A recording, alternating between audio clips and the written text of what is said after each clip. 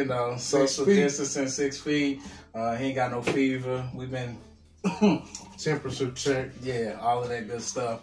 But it's great to be back. You all have asked for it. I heard from quite a few of y'all. It's time for the third episode of Jazz, Juice, and Jam.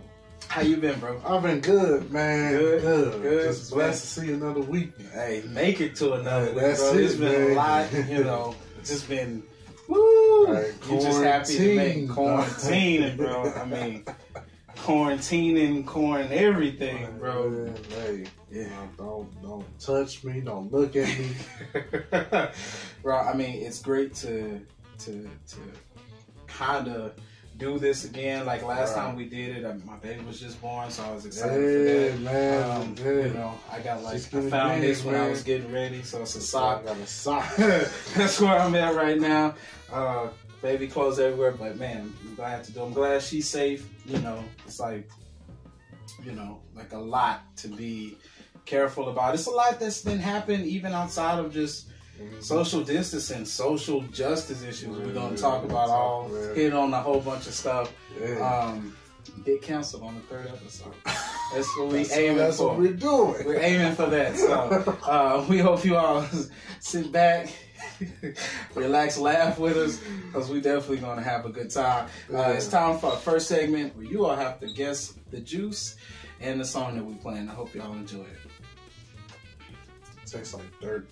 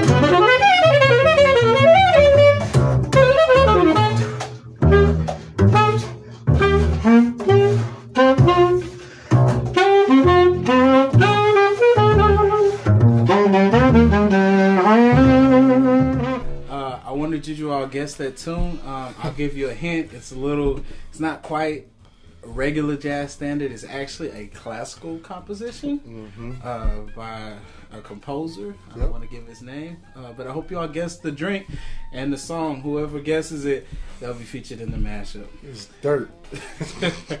See how people just complain they drink over half and say it's dirt. You know. That's what it is. Alright.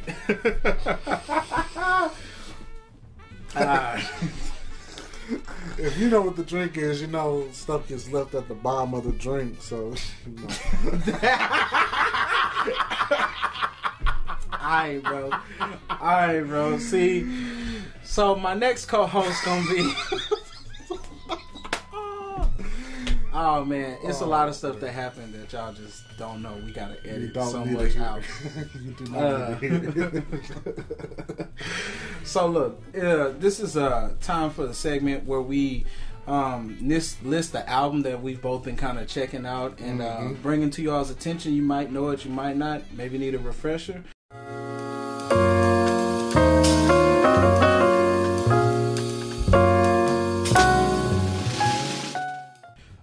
But I'll go first this time. Thank God. To talk about the album, this record for me has been. I had one in mind, right? And I had been telling you all week I was going to do this one. That I was, thought this one would be great, and then we was getting set up, and we started talking about just a lot of things that's been going on since the last time we've done the show, and I thought about this particular record. One of my favorites that I stumbled across is Bobby Hutcherson's Now record. It's a Pink album. He has an afro, and it's just the word "says now" on it. Doing a little research, I found out it's the first record that actually has vocals. Right. And I mean, it's an all-star cast, bro. I mean, you have Harold Land on saxophone, Kenny Barron on piano. Ooh. You got Herbie Lewis on bass, Joe Chambers on drums, and of course Gene McDaniels is doing the vocals. And like, this is not just singing, you know, standards or something like that vocals. Like, he's actually interacting with the band, doing things that you hear saxophone players do. It is like just awesome. Some of the tunes are very like definitely have a message behind them. Slow change. Now the title track where it's talking about freedom now is it's echoing what's going on today in today's life. I mean, it's amazing how like musicians, and they've written music that has been like years and years and years ago, but it's still relevant. And that's like the power of music, man. It's like a record that I thought I was just gonna listen to for a minute, and like I listened to the whole thing. I keep going back to it, you know. So just give it a listen to Bobby Hutcherson's Now record. You won't be disappointed, and I mean, it may make you want to go out and march in some protests or something. Yeah, that's right. You know, which is a good thing. That's right. Well, what you got, bro? What have you been checking out? The one thing that I always like, the things that I always love in life and cherish, are the things that I always found in my youth. Okay. So this album is one of those albums that I found at my grandma's house in the attic. Bro, chill out. And it's like, it's one of those albums where you can sit down and just like yours, you can listen to it over and over again, and then you always find like deeper meanings to the song that you connect with the song personally with. And the album that I chose is Jimmy Heath's Quintet, On the Trail. All right. Now, it's just the melody of just On the Trail alone is just incredible. For the longest time, until 5 years ago, I never knew who was really on the album. All I knew was Jimmy Heath. I never knew. In my head, I was like, you know what? It don't matter. It's not about your name not on the album. They are rolling somewhere right now.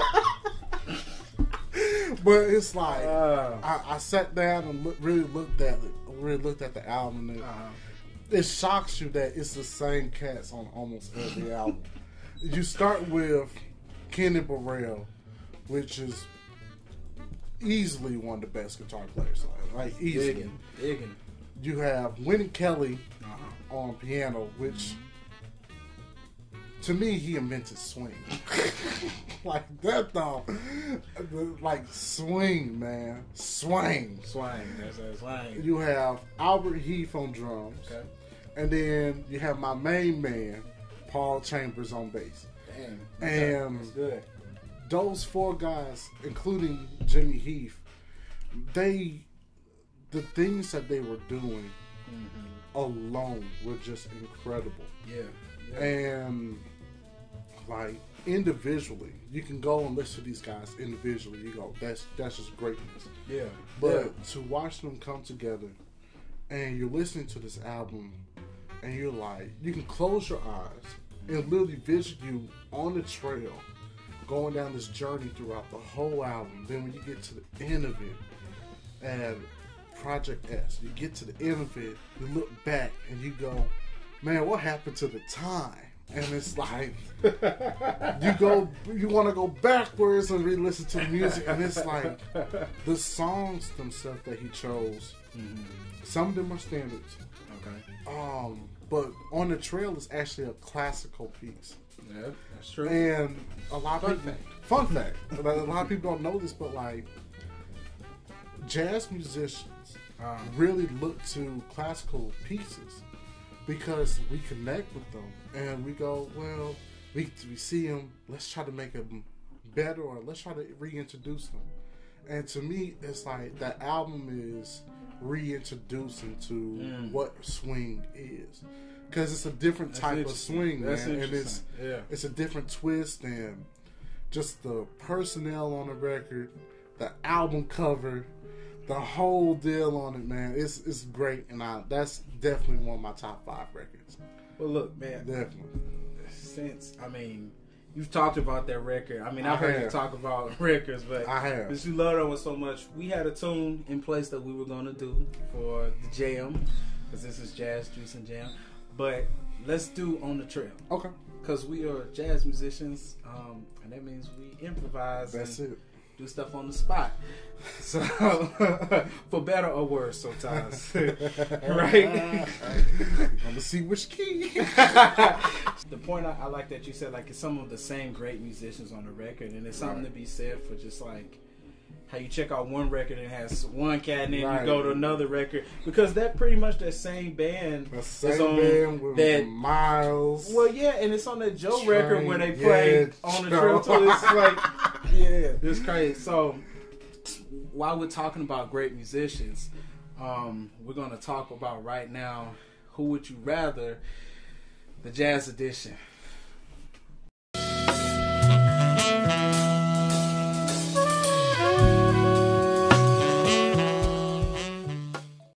All right, so today for our Who Would You Rather segment, this one's pretty difficult.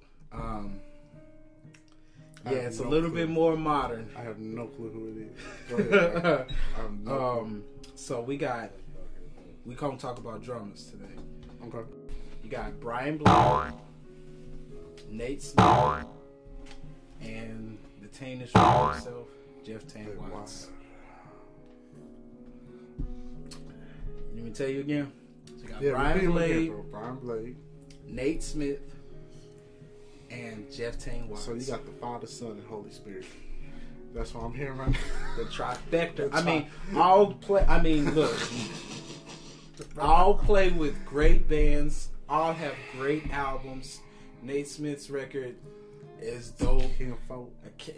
Man, Jeff Tane Watts, Bartok, and then we can't miss the fellowship. You talking about some fellowship, bro. That is a great. Like I said, Father, Son, and Holy Spirit, bro. This is. Why you gotta give? You should have gave me this like last week. Let me think about it. Let me do bullet points. That would be too much like little circles. Those are like the Mount Rushmores of drummers. Truly, it's difficult, bro. I'm on the fence. If I had to be honest, bro.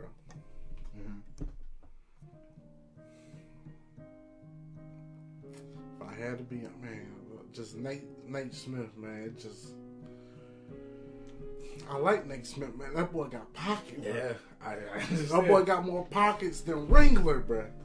That boy, the jeans, bro. The jeans, bro. That boy be having 8 pockets, bro. That boy got more pockets than that, man. That boy.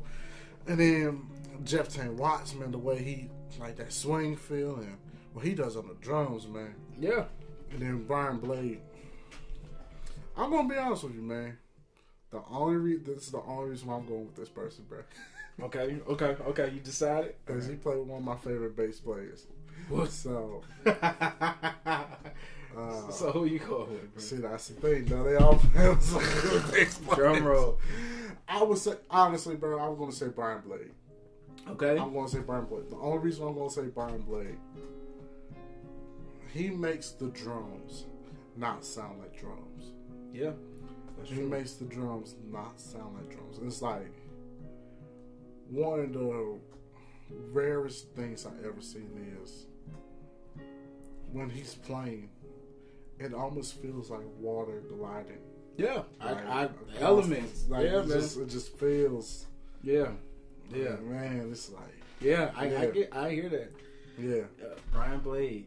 Yeah, I would go with Brian Blade, man. He's the only dude where I can hear him play mallets, and it sounds like he's playing with brushes. That's right. Right. He just the subtleness, the sensitivity. I definitely get that. Dang, man. You're the one that brought it up. It's almost hard. like it's almost like I'm going to the opposite side a little bit. I mean, because for me, I definitely almost went with Nate Smith. Because I love his record, and you talked about elements, Brian Blade being water. Well, Nate Smith is definitely air to me, because like the way he plays is just, it's free, you know. And even when he does odd beats, you don't notice it. But for right now, I think I have to go with Fire himself, Jeff Tane Watts. Mm-hmm. I mean, to me, he has those qualities. His swing is just like a force of nature by itself. Yeah. And then in the middle of his swing, he can drop to a groove and play subtle with brushes, and just like, and it just feels like just a presence that you know that he's there. It just feels great. Yeah. I mean, honestly, man, like I said, he's definitely one of the guys who is carrying that Elvin Jones message without trying to be him forward to me. I mean, when I hear Jeff Tane Watts, just like I hear Elvin play, it's like a shark underneath the water, and then all of a sudden you just hear you know, especially, man, the stuff he did with Branford, one of my favorite saxophone players. It's like, it's just a present, like you hear swinging, and all of a sudden boom, and it's just bombs dropping, like what happened, you know. And that's tough. It is tough, because like, it's more like Jeff Tane Watts plays with subtleness too. Like you hear him on a ballad, and it's just like such a presence, so much thoughtfulness in every stroke. All of those guys have thoughtfulness, and like, if you ask me tomorrow, it might be a different answer. You know, it depends on what day. If it's Sunday, I'm going to say Nate Smith. If it's Sunday, I'm going with Brian Blade. That fellowship. That's that Wednesday night Bible and prayer Bible study class. Jeff Tane Watts, that's like, man, that's Friday. We gonna hit. Hey, no, that's Saturday, the day you gonna sin before you get to the altar. No, I'm sorry. I don't know what you're talking about. That's hard, man. Yeah, that's tough. That's tough. I'm sure you all have some opinions about this. I mean, it's definitely, you know, it's hard. You know, it's definitely just like all stars. But let us know in the comment section below. This one may have been hard, but the next segment is very controversial in nature. It's time for the controversies. Hope you all ready.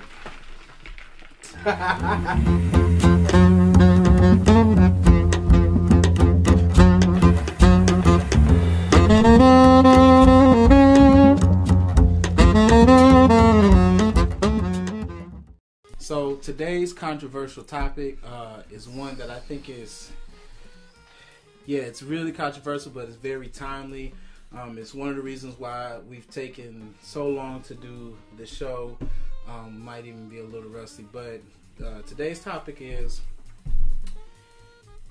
pretty much, should we as musicians be out performing right now?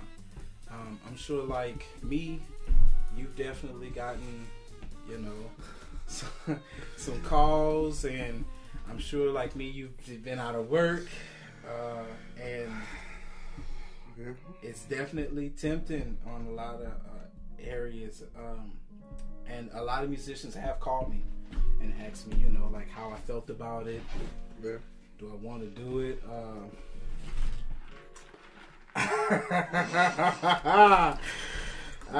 What's up? Yeah, I'm gonna need some extra. This one, psych evaluation. Yeah, they're gonna be looking at the psych majors. Are gonna be looking at this one. Due to their hand positions. All right, I know, right? Lies. Dang.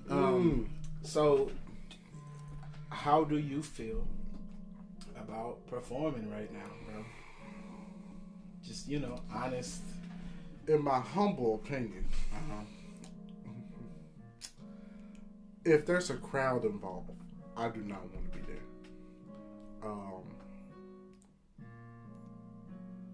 If there's people, like if there's more than 20 people, I do not want to be there. If I know that it's not clean, I do not want to be there. So that eliminates 98% of the places that we play it. That last one alone. No, I did not want to be there. So, to me, man, I understand, like, being a musician is one of the hardest occupations that you can ever choose in your life. Like, yeah. Number one, you have to step out on faith. Number two, you gotta try to remain humble. Number three, you gotta never lose sight of, like, what is the main goal, what is your main objective in some projects, or main objective, main goal in the year, or where you see yourself doing 2 years, 3 years, 4 years. So you got all that stuff going on. And this is just me. Yeah. This is honestly the only time that we musicians might get to practice. Yeah. Like, legitimately practice. Like, I'm not talking about, you go scramble for some music. You got to learn this music for the gig. No, I'm talking about knowledge and understanding music to a deeper level for us to understand. Because the audience is going to be the audience no matter where you go. That's a good point. No matter where you go, there's gonna be an audience in the future. There's gonna be an audience that's watching us online. But how do us musicians, the musicians, go deeper within the music and just clean up things that we know we need to work on? You can't do that all the time. I mean, it's like I remember growing up and even like hearing Hammond Lewis say, like, come a time in your life you won't be able to practice. So practice real. Now. For real. And it's almost like we've gotten, like, the NBA has gotten, like, time off to get healed. It's almost like we've got time to, like, address things. This is a hard time. And it's like, you go, and this is my biggest thing, and it's like, I understand we all want to get back and play. Yeah, absolutely. But I think there's more to the music that needs to be understood from us versus us jumping back into it. Like, right. We understand last $2, but can we make some more music? Yeah. can we do something new? Controversy. So it's like I see a lot of people going, well, the economy's gonna open back up, so we gotta be ready. It's like Mozart, Beethoven, John Coltrane, Miles Davis, these guys took months out of their time of work to literally focus on themselves, focus on the music, so that they can be better in the future. And I think that's what we should be doing right now. Well, yeah, man. I mean, I definitely think, like, I understand the want to go back. I understand for many musicians, this is the way that they've made their living. I mean, I'm not oblivious to the fact that I've heard stories of. I mean, I know, us included. But you hear things like musicians having to move, out of their apartments, their houses. Some have. Some have had to go stay with relatives. A whole bunch of things. I mean, so, like, I definitely understand that some, like, have to get, like, 9 to 5s and, work that way, which, there's nothing wrong with that. No. So I understand, like, the want to go back. I think, though, at the same time, with just the fatalities that we really had, bro, I mean, just in the musician community alone. I mean, so many musicians, jazz musicians, rock music. I mean, just so many people have died because of this. We owe it to ourselves to be safe, and whatever that safe means. I mean, especially, I'm as a father, I'm definitely thinking about what am I bringing home, and it's just when I look at my baby and I hold her, I definitely want to make sure that I'm being responsible. Right. And that's what took us, it's so like, again, to get together. I mean, we just trying to see how things are, making sure each other is social distancing, because you don't want to bring anything back to your family either. So, so I understand it. That being said, I mean, I think there's nothing wrong with if you can safely perform. Where, I mean, me and you have both played recently where there wasn't an audience there. That's different. I know. That's what I'm talking about. That's what I'm talking about. I'm talking about.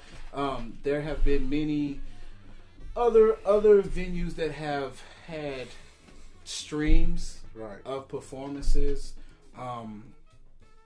Some people have tried some very like distant outside things, which I teeter on that personally. But there have been some people trying to do some safe ways to perform where musicians can still make money, and I like that. I think even if you were to work a 9 to 5 gig, you would still put yourself in jeopardy around people. Yeah. As musicians, we are more in the public than that, because they come up to us, man, I love you, man. We're spinning all over the place. I mean, we're more susceptible to that. And even being a horn player myself, there is no mask for me. Rhythm sections can wear a mask, but can't do that in play. So, yeah, it's tough right now. And I mean, I think ultimately I've turned down gigs. I mean, I got a call like week of Corona where everything shut down. Like, hey, you want to call? Like, no. I do realize that I am, taking a chance of not, of financial chances, but what's more important, health or wealth, right?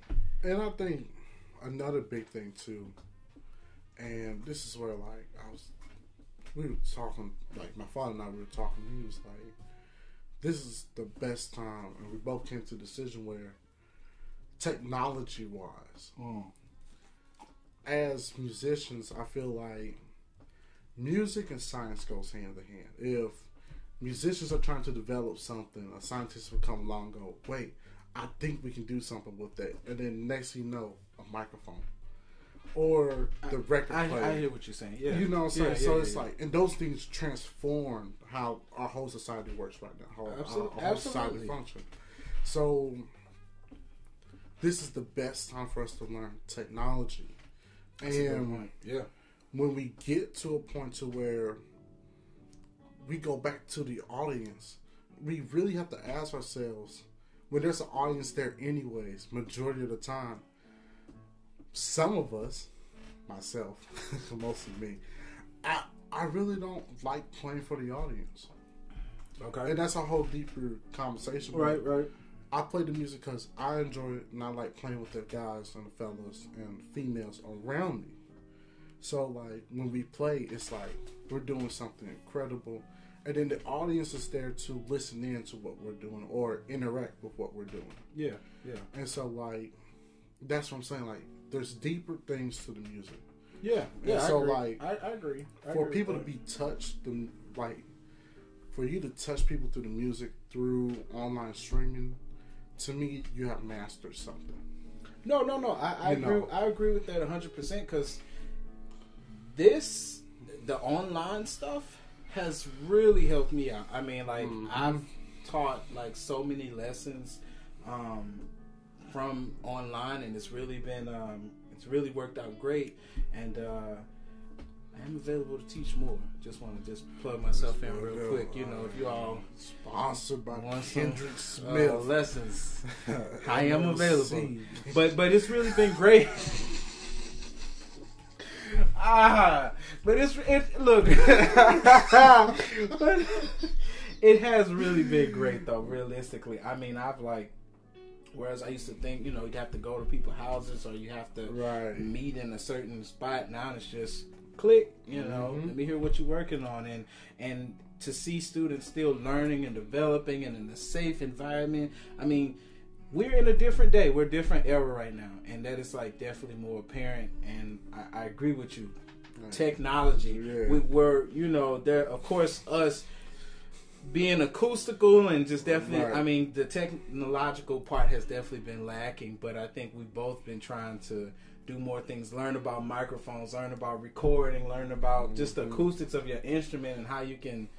Yeah, so I definitely think so. To go back to the topic, I mean, still, it's like, I think if you can safely perform,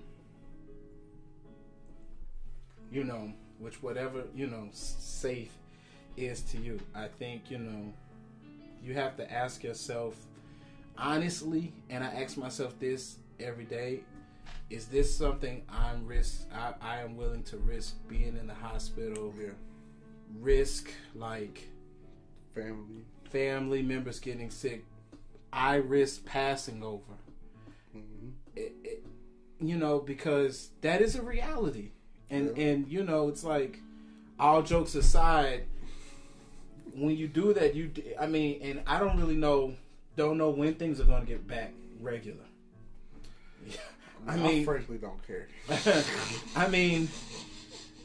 Eventually we're going to need to play. Right. But who's to say? But once again, with technology that we have, I understand we all want to play in front of those 500,000. I really miss playing in front of thousands and thousands of people. Thousands and thousands. Don't worry, who putting on right now? Sponsored by Theater. And it's something, it's just an ego thing, but it's like, I understand. I agree. The ego thing, though, it does reflect on. Well, it makes the music better too. It does. When you have people that acknowledge call and response, because that's what our music is, call and response. So it's like, I'm not gonna joke you guys right now. I'm not joking you. We got done playing the song, and we did so well. We looked at each other, and then we looked at the audience, and we were just like, oh, there's nobody there.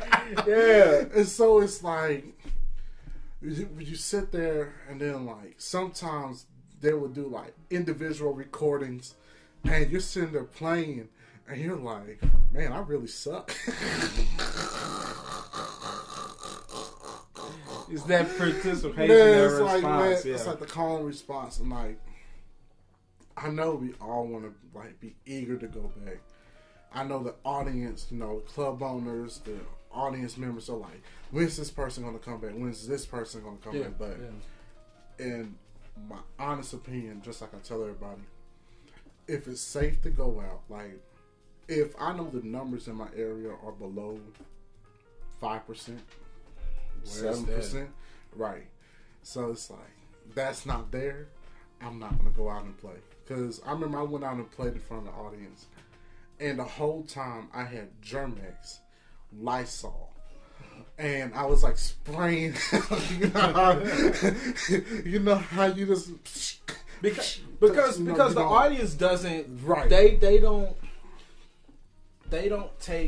take the musicians for granted too. I've seen it. They not wear the mask, out drinking, laughing, want to come up to you and greet you, and it's like, welcome back. It's not welcome back. Things are still, and it's human nature to want to be that way. But like, we have to be serious, and we have to be. I think once again, we're in the 21st century, not the 17th century, and I feel like at a point, there comes a point in time where we all like, if we were kids, I would feel sorry for the kids. But since we're adults, and this happened back in March, everything shut down. Yeah. It's now almost August coming up. Yeah. So I think we can still take time and learn about what subject field we're in. How much more do we have to go to learn? What new skills can we pick up in this time? There's a list of things that we as, not just musicians, but as humans. I agree. Like, we're worried about going to the audience. But before we get to the audience, let's talk about social justice. I mean, there are a lot of things more important. There's a lot of things more important. Like, I'm not worried about going back to the audience. We can do live streams all day long. Yeah. That's cool because I know where you go. You know where I go. You know where the third, fourth person goes. We're good. But going back to the audience right now, I just don't see happening. Yeah, it's tough. It's definitely a gamble. Yeah. I'm sure many people have some opinions about this. I mean, this is why it's a controversial topic. It's very controversial. I mean, it just, it's like that. I mean, so in different parts of the world is different. It's like, But it's all still serious. We ain't talking about you. It ain't you unless it's you. So, damn.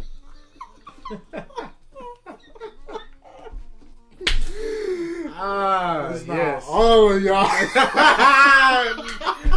Controversies. We're gonna get canceled. Jesus. Oh man. But to the perfect segue to this is while we're talking about live streaming. While we're talking about live streaming, we definitely want to talk about one of the current events that's affecting our metropolitan St. Louis area.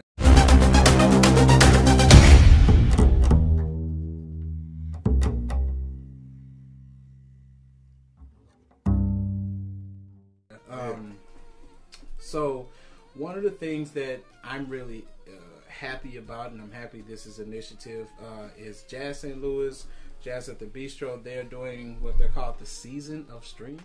Where, it is live streaming, but it's local artists that are featured that maybe you don't get a chance to see a lot at the Bistro, and it's some of it is out of necessity because obviously it's not safe for bands to travel, right now. Right. Some of it is definitely a great initiative because, like I said, many musicians are out of work, so this is a way of us getting some revenue. Mm-hmm. This is a way of us to safely, people have masks, they do social distancing, safely play together. And this is something that I think that the community overall has wanted.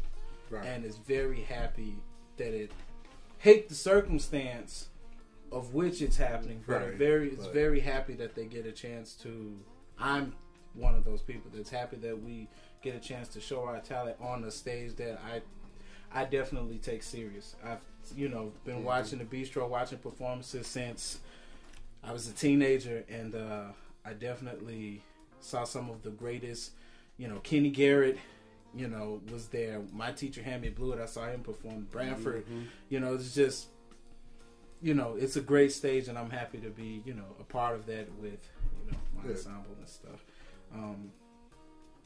I think, I think just that other venues could take from that. How they're... Once again, it goes back to, just like the controversies, I think the art has to be respected, and I understand. Okay. I understand everything's a business. I understand economics, but everything you got to take art seriously. And it's like for musicians, and then the club owners, and then the board members and stuff, and all those other people. This is the perfect time for us to actually come into the 21st century. So what does that look like? And if a venue hosts music 3-4 nights a week, this is your perfect time to set up a live stream for yourself so that you're able to promote what's going on in the club. Like, it's a whole different thing. Well, I do get what you're saying. I also know that it's like, realistically, it's difficult for every venue to do that because you have to realize at some places really make money based on their audience buying food, buying drinks, they're paying to get in, right? Not every organization has the financial stability to just say we're going to take a loss, live stream or not. Which I understand, but for you to connect with the audience and that on the streaming platform, that is something that we must learn, and that's something that not only is the club owners learning, but we're learning and we're helping each other out. Like, right. No. I agree with that. I like the streaming. I definitely think from a business standpoint, it needs to be able to make a profit because realistically, even when people are coming to perform, a lot of them. They don't have to worry about paying a cover charge. They don't have to worry about doing any of that stuff. So you have to, but club owners still have to make money to pay bands. I mean, that's true. Because it's like as we are in the 21st century, and this is a whole nother topic, but 1950 pay is not going to work in 2020. On next week's so that's for real, bro. So I'm just saying. So when we're talking about live streaming and things like that, like I understand venues also needs to have people come because then they paying and then therefore it's like I said, we're in a weird spot, and it's almost like another controversial topic, but we're just in a weird spot right now where I'm thankful that like our area and particularly Jazz St. Louis at the Bistro, I want to give them that shout out, is taking the initiative to safely live stream regardless of how many people kind of tune in. You know, we're getting paid, you know, the local artists, and then also just to see like local musicians have an opportunity to put bands together. I mean, that's true. You know, to see what their music they're playing, to just see like some people that you see in passing, you're like, oh man, they're a good writer. Yeah. You know what I mean? Like, you know, like, man, I didn't know they could do all that. So it's definitely great. We can talk about this subject further. We probably are in the next couple. Went too far. No. This is the purpose. It's been like I said, it's been a lot we haven't talked about. I mean, this is, you know, even really getting into depth a little bit. What is an audience? I mean, no, like for real, bro. Like you gotta ask yourself that question sometimes. Like, and then also it's just like,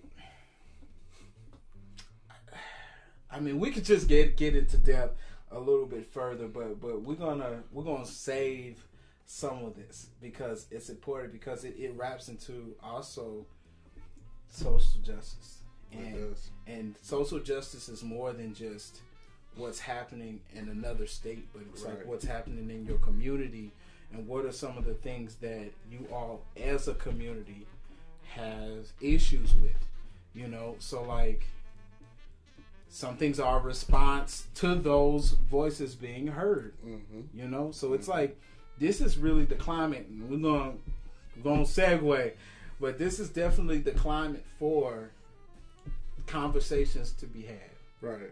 And things like supporting local artists and live streams to be had. It's just, yeah, I'm gonna leave that there because you know me, I can talk. But it's like, that's one of the best things that, what does a community look like? You know, and so like, I know everybody refers to, when you hear jazz, everybody refers to New York. Or they refer to the West Coast or New Orleans. And it's like, in our area, what does jazz look like to us? You know, so this is really good, man. Yeah. This is really good. Yeah. This is really good. We're gonna leave that alone. We're gonna come back. So we've talked about jazz. Yeah. Definitely drank a lot of juice. Yeah. Now it's time for the jam portion, bro. You ready? You got your axe? Bro, I always got my axe on me. You know, I always got the axe. This episode is sponsored by the Terry Lawn Service. You grow it, we cut it. Come on, bro. Axe. How did you sneak that? Hey, bro, I always got, you know, when it comes time to cut some trees down. In the woodshed. In the woodshed, you know. Oh, man. I think we're going to leave that in. So, we don't know what's going to happen next, but we're going to jam some kind of way. Y'all stick around.